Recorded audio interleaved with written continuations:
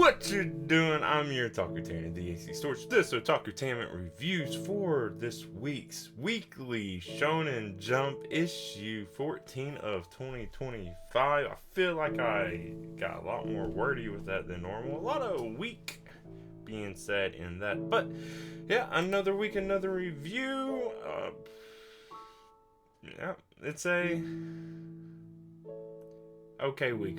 I don't, nothing to really add beforehand, but if you of course watch this live, you can jump in wherever you want. We can skip to whichever series you want to talk about. I don't have a particular order I care to do. I just do whatever is the least popular on Manga Plus. Work my way up from there, but I can always jump back and forth. It doesn't really matter.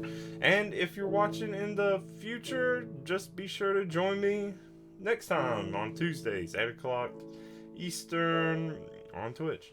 And then we can chat and do whatever as we go along. But if no one has anything they want to start with, I will start with what has been my typical, and being me and Roboco. Chapter 223, Ano-chan and Roboco.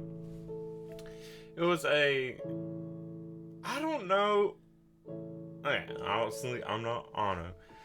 But if this was about me, I don't know if I would feel if it was complimenting me or just like, it just feels kind of backhanded. And I know, obviously, that wouldn't be intentional. But, okay, let's get into what I was actually saying. Roboco wants to do the music for the film, but Ano is already going to do it. It's like, cool.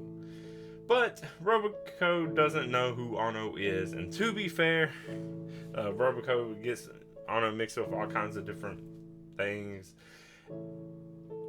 And I kind of do too. I get when I first see Ano's name. I know I always automatically switch to Auto. I'm a big fan of Auto. So I always think Ano is like, oh, it was a mistake or something. It's like, no, Ano is a whole other person. Very similar names. I know. What can you do? So I get where Roboco's coming from. Also, I just don't care about Chainsaw Man. But after this confusion, really not much story to it. Very just meta chapter. They end up, like, Roboco ends up doing a concert, and then they end up meeting Ano. Oh, Roboco also tries to be Ano or be like Ano, or Ano's trying to be like Roboco. Then there's that whole thing. I don't know, it was an okay chapter. It was a really one note, kind of. It went, well, no, a big swing from I don't know who this is to I am now this person. But in the end, yeah, there's a concert, they meet Ano. Not much to it, just very meta. I guess that's to be expected for some stuff, but oh well. Let's move on to Super Psychic Policeman Chojo, number 52, the snack-loving senior police officer. This one's kind of nice, neat, okay. This one actually has stuff going on in it, which for some reason I feel like hasn't been the case for this series that much lately. But it's Kurara is back, and of course wants Chojo to be Andre, right? That's his name, yeah. But Chojo challenges Kurara to survive a day with only 800 yen at a candy shop, which, not a hard challenge. And I know 800 yen isn't, but it's like, I don't know, I always do the rough estimate of, I'll just take off the last two digits. That's roughly American, or the US dollar equivalent. I know it's actually less than that, but anyways, being like, can I live off or survive a day? That's okay. I could survive easily. I just won't eat for a day if that's the case. I could easily survive. It's an easy challenge. But when someone who's so rich and spoiled, I guess, going a day without eating at all would, I don't know, too much of a shock to the system. But yeah, 800 yen. I'm not going to do a rough math. I'm sure it said, but I was thinking $8 at a candy shop. That's a lot of candy. One of my best memories in life was being in high school, going to, what was it called? Lost Sea or something like that. In Tennessee, it was like an underground lake or whatever. Yeah, something like that. And it was like the last day of the season that they'd be open. So their candy shop, gift shop, whatever, had to just get rid of stuff. I got like an entire plastic bag full of candy for like $2. Oh, best thing. And then that's how I started the trip. So I was going through this cave with just a giant bag of candy. Anyways, easy to do challenge, but that's not what the story is. Kurara, of course, can't do it. Don't know why. There seems to be like some luck stuff. Then the luck runs out, and then it goes with Chojo making like gourmet candy foods, which is also reminds me of like going and you see like these weird gummies and it's like gummy hot dog, gummy blah blah blah. That's kind of what that reminds me of. And I tried those; they're interesting. They're weird though. And then we end with Kurara, I think, wants to just be a jungle person now, or like ready to accept a jungle challenge. And then it cuts to the achoo with Inukai in the jungle at the end. I guess next chapter will probably be an Inukai arc. Cool. Have to get action from somewhere, I guess, because there's not really been much going on anywhere else. But that's it. Let's move on to Star of Beethoven. I'm just not digging this, which is a shame. I'm supposed to be a music person, blah, blah, blah. I don't know where it's going. I don't know. Anyway, Star of Beethoven, number 4. Daydream, day by day. That was sideways. What to even say about it? They watch Beethoven play. Yasuo application is accepted, and then Yasuo runs into other people. I mean, that's pretty much it. There's just not that much story. It seems like whoever the applicant acceptor was, I don't remember the person's name, if he even said the name. I assume a professor of some sort. But I assume like appreciated Beethoven's playing. It's not. I just don't care. Anyways, so the 2 students that like mainly recognize Yasuo and interact. One is Kahun, the student council president, and Sakami, who's like the second year student rep. Seems like a rival type for Yasuo. I guess an antagonistic type. We don't know who the actual antagonist of the series will be, or something like that. We don't know what the series is actually going to be. Also, it's apparently, I don't think it's doing that well already, so, well, I'm gonna move on, because there's just not really much to say about it. Now, 2, Noise Exorcist. Chapter 88, Operation Return Route. There must, I know there's stuff that kind of happens in this, but I literally have one line, which is even less than Star of Beethoven. Because I also just don't care that much about Noah's Exorcist. So here's the literal one line note I took for this. Kazan told me to teleport to help escort Gakuro out. That's it. And that is what happens. Like so it was the plan all along. Just like flashback kind of stuff, even though it seemed like Gakuro literally just rushed out with no real thought. But then it's like, oh, there actually was planning. And it's like, but when did all that happen? It's like, it seems like they're just trying to retcon stuff. And honestly, I mean, this whole series story is just all over the place. And I don't know. I don't know what it's wanting to do. Yeah. Anyways, that's Noah's Exorcist. Let's move on. 2, Witch Watch. 192, Cat and Wolf's Rondo, Part 1. This one's, well, it's kind of nice. It's like, this one's just like a giant backhanded compliment kind of to Keigo the whole time. So everyone is just trying to get Keigo to stop acting like so down or so hipstery, trying to seem more like a nerd when actually used to be, at least more like the athletic type and whatever. And like, it seems backhand, but it's also like, oh yeah, no, just be more yourself. But it's like, you shouldn't be trying to tell people who they should be, if it's the real self or not. So it just feels like they're shitting on Keigo, but with like the best intentions, if that is even a thing for this. But after that, well, there is also a little bit of discussion of like Keigo dealing with inner demons kind of being Wolf, whatever, that playing a part. But then we get to see Wolf go around picking up just a group, ladies, sure. And then after getting caught with that group by Nemu, ends up asking out Nemu as Wolf, but also like acknowledging Nemu likes Keigo, or was that in my head? I don't know. Yeah, something like that. So development with that, but not too much besides that. It was most of the chapter was just shitting on Keigo, kind of nicely. Nah, whatever. Now on to something that's actually a kind of cool chapter this week. Astro Royale, chapter 43, come back. I always catch myself just thinking about title chapters at the wrong time because I don't think it makes that much sense. It literally does for like this panel on the title page. But now thinking through the chapter, I don't really know. Well, no, okay, it kind of makes sense. So, Hibaru beats Taira and then stops Shikaba from killing Taira. Then we get some backstory. That also feels like it makes a big loophole. I don't know.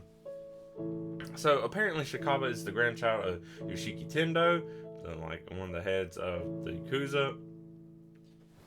And sent Shikaba and Taira to take over the Yosurugis, be the next head for Shikaba at least, and Taira's just tagging along to help. And that's pretty much it. We get that little bit of backstory. But what happened to them being poor, struggling orphans? Because it kind of seemed like it was fine. Like, yeah, Taira, probably. Shikaba, not really. I don't know. Maybe there was a little bit of time in between Yoshiki finding Shikaba. Or maybe it was like Shikaba and Taira were acting like orphans to get picked up by the Yosurugis. I don't know. It makes no... It has to be one of those. But Taira seems really, like, bent out of shape about it. And, like, so it seems real. And I feel like it probably was for Taira. I don't know. It makes no sense. I'm sure it could be a thing that happened, but also a thing that made no sense that it happened. Or for Taira to be so passionate about it. But it also is like, yeah, okay, well, we see why Shikaba's like this now. I started off saying this was actually a decent chapter, and now I'm talking myself into being like, actually, yeah, maybe not. Now, let's move on to where I got next. The Elusive Samurai, chapter 193, the end of Ambition 1351. I think we're done with the whole time skip, right, thing. Anyways. Okay, well, this chapter starts off by talking about war attire. That honestly, to me, that seemed like most of it, but I don't think it was. Then they do make a plan, mainly it being Tokiyuki will face Fubuki alone while another group circles around up to the top of the mountain, up behind the temple, whatever they're in, and then attack from that direction. And that all gets set up, and then we'll have to wait for the actual action next week. So yeah, that was pretty much it. Not much to say yet, because honestly I don't care about war attire. And I think, like I said, I felt like that was most of it, and I'm just like, yeah, okay. Next, Kill Blue, page 91, engagement conditions. Wow, that could be summed up very easy. Oh, I'm going to sum it anyways. Okay, so the conditions is, instead of keep doing these challenges until Norin is 18, Ogami could become school president. That's the condition. Because according to Norin's dad, Norin's spouse should have talent, respect, luck. The challenges being testing the talent. So if Ogami can go ahead and get the other things, the respect from being school president, then I guess that would also be enough. And then, why not just go ahead and test that luck now? So they play some Russian roulette, saying it's a toy gun, so Norin doesn't freak out. Ogami does it, wins, keeps cool the entire time. Like, that's cool. Then the dad was going to do it, but then Norin's like, no, I'm going to be part of this, and does it. I assume wins, because they both start freaking out because Norin thinks it's a toy when it's not. And that's it. So I guess we're going to the next arc of the challenges are still supposed to happen, but now Komi also has to become school president. Don't know how that's going to happen, but hey, we have a direction again now, so we're going somewhere with it. Now, on to Sid Craft, Love is a Mystery. Case 14, the Twilight Cat scopes the enemy situation. Ooh. Okay, so we saw before Lulu went and visited Sid's family, learned who Sid, knew who Sid actually was the whole time, learned Sid's secret that very susceptible to females, I guess, was it? Just, I don't remember if it was specifically like, no, it wasn't specifically, not the rom-com kind of setups. It's Lulu think it's just seductiveness. So Lulu's trying to learn how to be more seductive, tries it, doesn't really work because Soful and Elio are there and kind of just like shit talk Lulu a bit. They don't know this is Lulu, but because Lulu's just being awkward about it, it would have worked on Sid though if those two weren't been there. So now Lulu's trying to go get advice from Soful. Soful's pretty much just like, yeah, fight them, which probably will work too, honestly, let's be real. Yeah. But while this is all going on, Lulu sees Elio sniffing Sid's coat, and then learns that Soful promised to marry Sid, or who is actually Sid, when they were young, as kids. How stupid. You couldn't have thought of a different name. Really? You just, took off this D. Sid. Who could that be? S-Y. Don't know anyone else with that. Don't know anyone else that looks kind of like this. Sometimes tropes just... tropes, you just get a little tired of it. It's like, it's so dumb. Especially because, it happens so much. Which is why it's a trope. But it's like, really? You could at least just been like, I don't even know the name at all. That would have been better. Anyways. So, next up. Akane-banashi. Is it not on this one? Okay, akane-banashi chapter or story 148. I don't know the title. I didn't take note of that for some reason. Not much happens in this chapter, but it is still interesting enough. So Akane finishes the yawning story, and which turns the opinions of those backstage mainly around. The audience, of course, loves it, all that stuff. That was pretty much it, and then it just ends with like kind of a montage of all the people we met so far, kind of just anticipating, eager for Akane to be back, and then we get like the last page of like Futasuma arc begins, something like that, and it was a pretty cool way to do it. But it's like, oh, the arc did now the arc's starting. It's like, okay, cool. That was pretty much it. Like, nothing really happening, and it feels like that since this time skip has been. It's like, oh, it doesn't feel like much is happening, but I still enjoy it. If anything, this series is more just like, yeah, I just want something to enjoy visually, just something nice, and it's not like a huge it's not a huge like story series, except for the series is about stories. Now that I'm saying that, it's weird. Okay, so yeah, that was fine. It sets us up for something cool going into something that would be neat and nice for the story. But this chapter itself, not much going on, just a setup. Now on to Ultimate Exorcist Kiyoshi, Jack Joe's past. And I knew this, and honestly, I didn't put notes about Jack Joe's past that much. We did learn that Jack Joe had already wanted to be friends with humans, wanted to go live in a human world, do all the cool human stuff, and gave up some power to do so. I guess also gave up memories. I don't think we saw exactly how Jack Joe lost memories. Maybe it just happened. But yeah, now that Jack Joe doesn't have to worry about that because, didn't really remember anything that happened and knows kind of like humans to begin with, doesn't have to be afraid of losing control, and finally wins. Gets a little bit of help at one point, but that's it. It's like, oh, so Jack Joe was a good demon all along. Nothing changed. Cool. Fight's over. Nice.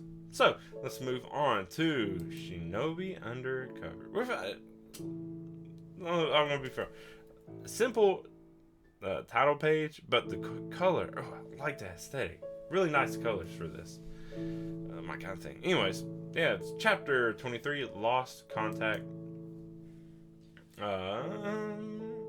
So, mainly, what happens in this chapter is Yotaka chats, sucker punches Kawasima the Kingfisher, this new person, new enemy. And then it's like trusting the others to take down Morhan. And we see that a little bit, or like that's going to happen. But it's mainly just focusing on Kawasami and Yotaka. And it seems like Kawasami's kind of going to be lackluster or whatever. But then the eyes do a thing. No, I don't think they're Hugo's, but yeah, the eyes do a thing and then gets significantly stronger. And that's where we go. So I guess the real fighting is going to start next week. And we'll have to wait for that. Now, on to him 10. And just when you're like, oh, the story finally is moving on somewhere. We don't have to just rely on Kana being perverted out. Nope. Take this nice little color page. Random, kind of. And then it's like, oh, Kana's a little jealous of it. Wants a pin-up to be the next color page. It's like, is this all this story really has? Is to take this child and be like, look at this. The child, and let's also, almost the youngest character in the book, aside from your more siblings, the youngest child of the group. And it's like, okay, look, boo, look, kid, boo. It's like, really, just focus on the story. Anyways, that's just me ranting. This because it seems like this series doesn't have anything else going on for it. There's something in this chapter. Okay, so Irimori has a slight fever. Let me just emphasize, slight fever. It's not even as bad as you normally see in other series because they always get sick somehow. This is even less than that. But still, last day of the term, Irimori doesn't go to class, stays home, and spends time with Irimori's dad. Also, the other three are a little bit worried. Okay, so dad comes back, nurse Irimori back to health, eats some food, it's nice. Dad teases about, oh, you finally have some potential love interest, blah, blah, blah. You fulfilling your role as the story's protagonist, blah, blah, blah, harm, and blah, blah, blah. Okay, cool. Then the other three come by to bring some stuff. They brought like little gifts. Try to make a game. Like, guess who's who? And then it does, and then that's it. And they're like, oh, we were supposed to make plans for a song. We didn't do that. Okay, cool. That's it. That's the chapter. Yeah, never mind. There wasn't any development of this besides meeting another parent. So let's move on to Embers, chapter 5. This one. Was this just a week of setups? Like, like, I mean, obviously at the start of this, I seemed like I didn't know really how to describe this week's chapters. You know, getting more negative or positive way. It's just I'm really like, okay, like they're all setting up for something. Like, and this chapter is also decent, but all it is like we have a plan. We're going to start the plan, but most of the action is going to have to wait for next week. But, I mean, there's a little bit more to it than that. So, the younger team, I guess Team C or Team Wannabe A? No, they all want to be A's. I don't know. Anyway, so younger team, you know, the protagonist team. I guess I could say that. The plan is to push all of them forward. And that will give Inanaki a chance to counterattack. And when Inanaki does it, it'll be up to Aitani to act on instinct more than anything and run all the way back and steal the ball from Inanaki, which it does. And that would give Tatami a chance to score. That's pretty much it. we see that get set up. Will Takami actually do it? It's just the week of until next week kind of deal. Okay, so that's that. Let's move on to Ruridragon, chapter 30, Aoki's problem. Okay, of course, still including Ruri in like that honorary position. So Ruri is covered in daemon fire, but it doesn't really hurt anything. It's just like more for aesthetics, I guess. I guess it could probably be used for fire, but for now it's just there. But apparently also can't be put out, so they're thinking Ruri's just gonna have to live like this from now on, which means it'll be harder to live among other humans. So the option could be just remove yourself from human society, be a hermit kind of deal. I think Ruri's considering it until Kashiro runs in, tells Ruri to join everyone else. They bicker about it. Overall, Kashiro is pretty much like, fuck it. It doesn't matter. We don't care, blah, blah, blah. But, I mean, Ruri has a point. It doesn't matter if you're accepting or not. It's still going to stand out. And things are still going to revolve around Ruri. So, there's some consideration. And it's not even so much like I feel that Ruri's wanting to run away. It's just like, just being considerate. Because Ruri knows everyone's attention is, on this little dragon. Halfling. Half dragon person. I mean, yeah, it would be. But that's it. Wait, hang on. Did Ruri join? I don't remember how the chapter ended. I didn't take a note that Ruri joined. I don't know. I don't remember what happened in this chapter. Oops. What happened at the end? Oh no. Let's move on before I look even worse. Next, Ichi the Witch. Definitely my favorite series. The series that makes me go back and be like, I should only talk about this series. Now this one, pretty quick, like straightforward chapter for the most part. We of course get to learn more about Gokuraku, but at first, Gokuraku just drags Ichi along, kind of almost literally, while escaping Discaris' like turtle cage and bell or giant thimble trap. Was it a bell or giant thimble? I think it was supposed to be a bell. Gokuraku just breaks out of the turtle one and then digs under the bell one. Just, you gotta hand it. Gokuraku's clever. Even Discaris, who easily could just take him out, doesn't for some reason. I don't know. Anyways, after losing Discaris and Komugi, they share a nice goat meal together. And then we learned that Gokuraku's an augmented human who's able to actually at least touch magic, but can't acquire magic yet. Pretty much it looked like just had surgically had magic tools embedded in him, and that was pretty much it. Then it takes about a Roro. Sure, of course that doesn't do anything except for taste bad. And then Roro, while Ichi is sleeping, tries to make a deal with Gokuraku to kill Ichi and somehow make Gokuraku also a witch too. Of course, I don't think Gokuraku's going to take the deal. Stuff like that never happens. So it'd be interesting, or it could, and then Ichi's instincts will kick in and stop Gokuraku. Something like that. Or maybe Discaris will pop back up before there could ever be an answer. I can see that happening too.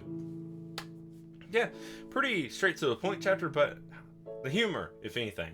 And like, instantly kind of making Gokuraku likable, because we know, oh, this is the next member of the team. That much is obvious. It's like, how are we going to get there? It's like that kind of little excitement to see where it's going to go. But yeah, now, Blue Box.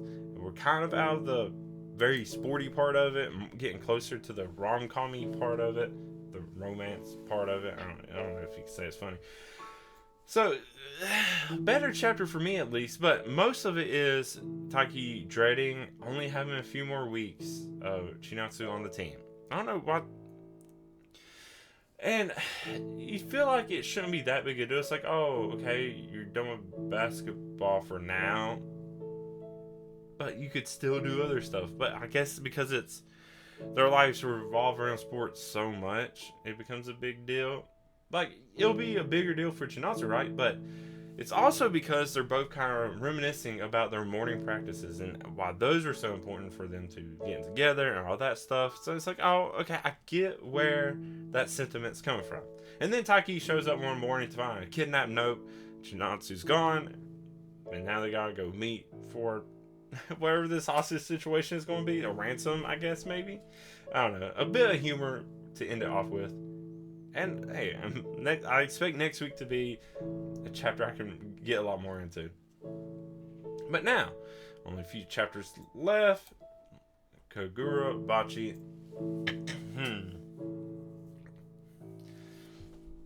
I don't even know.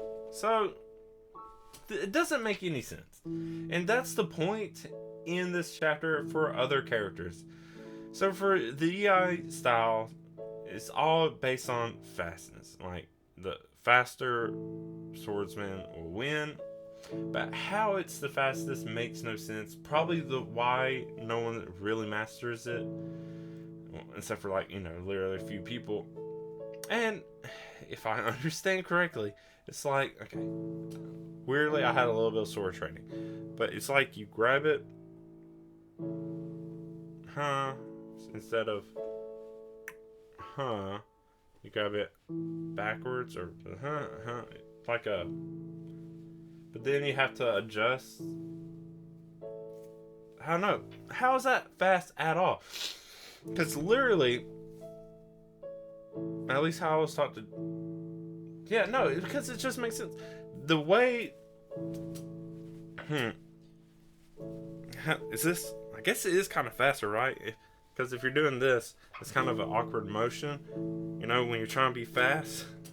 But, I guess this is a more natural motion. As far as, like, yeah, okay, I get that. Initially pulling the sword out. That could be faster. But...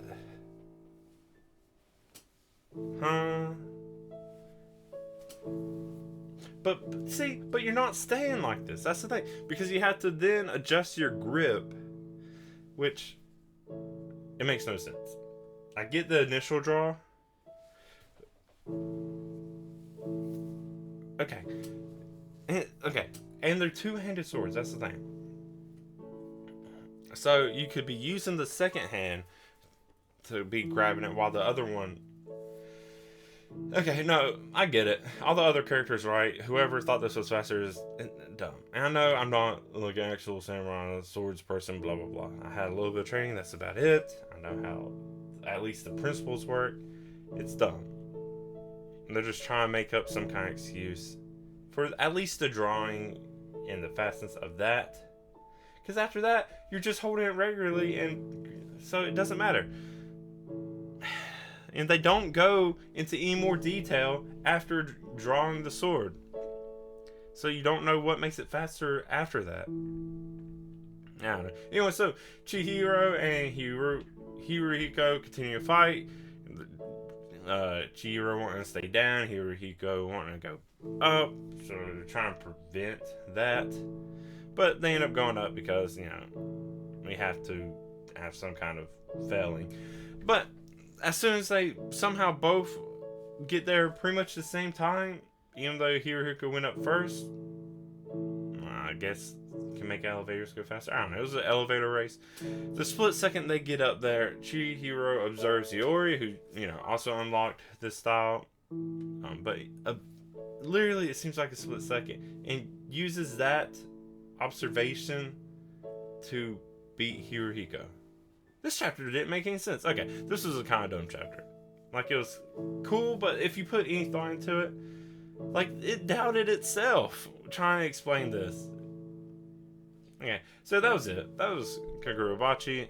Did I even say the chapter name? No, because chapter title name is on this title page.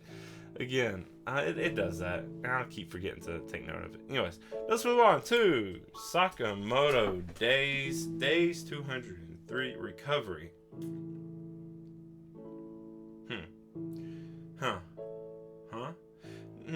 Me trying to think of what the title means or matters. It doesn't really.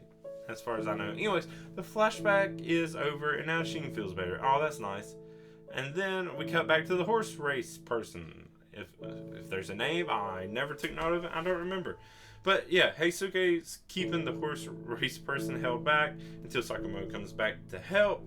Then person tries to take a hostage, but Heisuke stops that. Then they all manage to escape to still be in the prison. And that's pretty much the chapter. Not for what seems like should be a cool chapter. Whenever you get these chapters that have like a really cool title page, a double spread and all that, you expect them to have a lot more going on with them. And this one just didn't. But I guess it is also kind of the end of that conflict. So maybe it is. Okay, now I guess I can see it. Now let's move on to One Piece. Another literally set up chapter, but so cool, especially in so chapter 1141, an older woman. Really? Okay, I get exactly where this chapter title's coming from, but it's also like, really? Okay, I did not take note of it because I don't read the chapter titles all the time. So the festivities are continuing. Usopp's drunk. I think Brooks was also drunk. Don't know how that happens, but it seemed like it. If I remember correctly, somebody else was also drunk. That gets pointed out. But Usopp, it's like you can't blame Usopp. This is literally what other characters saying, because this was like Usopp's dream. It's like, cool. Why has Usopp not had any attention yet? And I assume everyone pretty much expected Usopp to be getting a lot more attention for this arc, and it's not happening yet. And it seems like stuff is about to escalate now, so if it hasn't happened yet for Usopp, it's going to have to be one of those miracle power-ups that always happen. But yeah, during these festivities, the king, or Chief Jarfo, the chief, the one with the sword or weapon stuck in her head, was talking about like the ideal woman is like an older woman, and then they're like, you're literally like the oldest person in the world. There are no older women. What are you talking about? Which is funny at a time, and then it's like, oh well, that's sad. It's like, oh, you don't have a type, or you literally have to be alone. I don't know. But also, how are you still alive? You have a weapon stuck in your head. Okay, that is all that was for the title. Wow. I need to make sure to read the titles beforehand. No, I should read the chapter and then read the title and then make notes of that specifically. I used to do that when I reviewed only a chapter at a time. Why do I not do that anymore? I don't know. But yeah, while those festivities are happening, Luffy and Zoro finally make it to Loki, see that condition Loki's almost dead. Zoro want to make sure, so hurts Loki a little more. He's like, nah, Loki's alive, it's fine. And then the rest of the giants, or not the rest, other giants show up because Roto was forced to tell them what was going on. And they get there just in time for Zoro to have already freed Loki. And I don't know if that's cool Loki pose or... Yeah. Next One Piece chapter is going to probably be a lot of talking. I don't expect action right away, or it could be. Loki could just go ballistic. I don't know. It'll be cool either way. But that's it for this One Piece chapter. That's it for this week of Weekly Shonen Jump, issue 14 of 2025. It's one of those things, like I read each chapter, I take the notes just to remind myself. It's not like I'm doing a whole review for each chapter. Just a little bit, just to remind me what happens, because it's like 20 series. And it just seemed like most of this issue was just set up chapters to set up what next week's gonna be. So I expect a lot from next week's chapter, and I hope you join me on the next stream for next week's, if there's a lot going to happen. Remember, that is on Tuesdays, 8 p.m. Eastern time on Twitch. Do these live streams. We can talk any order you want about whatever you want. Get a little off topic. I don't know. I do these mainly just to talk. And have something to talk about, being manga, of course. But if you're not watching these live, watching them in the future, listening, whatever you're doing, feel free to still have some kind of discussion. Leave comments, find me on social media, join my Discord, email me. Links to that will be in the description, easy to find, and then just try joining in the future during the live streams if you want. That's up to you. You don't have to.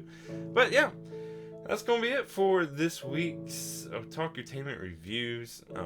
Thank you to everyone who joined, who watches at any point. I also want to thank my Ko-fi members, Vic Slav and Julio Vasquez. If you also want to help support me on Ko-fi or Patreon, both of them, go ahead. You get stuff like my notes that I mentioned, and other stuff will be coming. You don't have to, of course, but I appreciate either way if you do. But I've been your Otaku Tanner, the AC Stories. Until next week, thank you so much, and bye.